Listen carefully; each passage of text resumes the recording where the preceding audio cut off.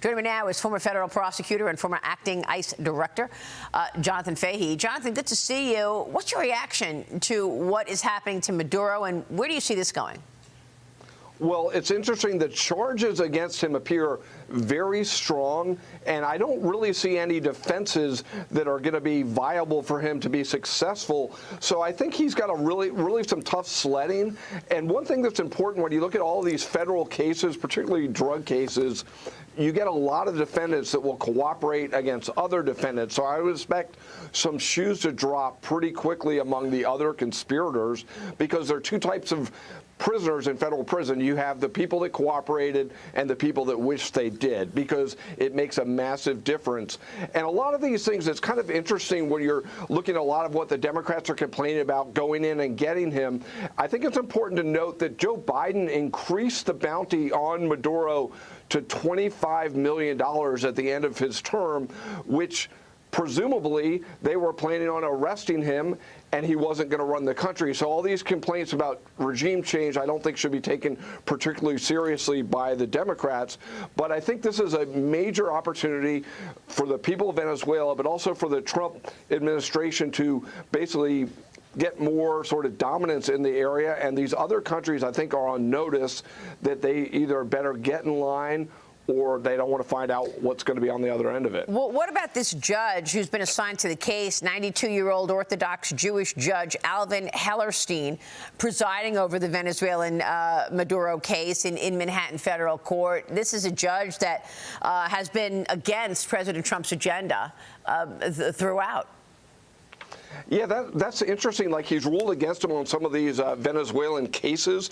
But I think the issues that are going to be presented in front of this judge, he's not going to be able to get around because one of the issues, they're talking about the arrest of Maduro, going in and getting him and saying that was illegal or unconstitutional. Well, that's what the defense will argue.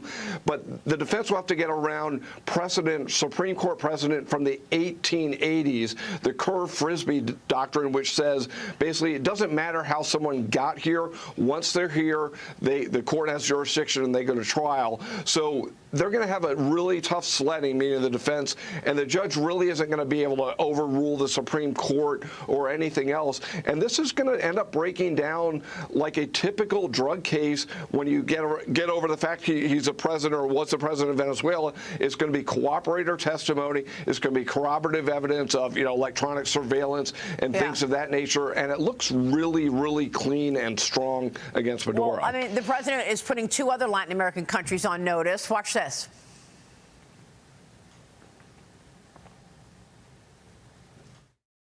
Colombia is very sick, too, run by a sick man who likes making cocaine and selling it to the United States.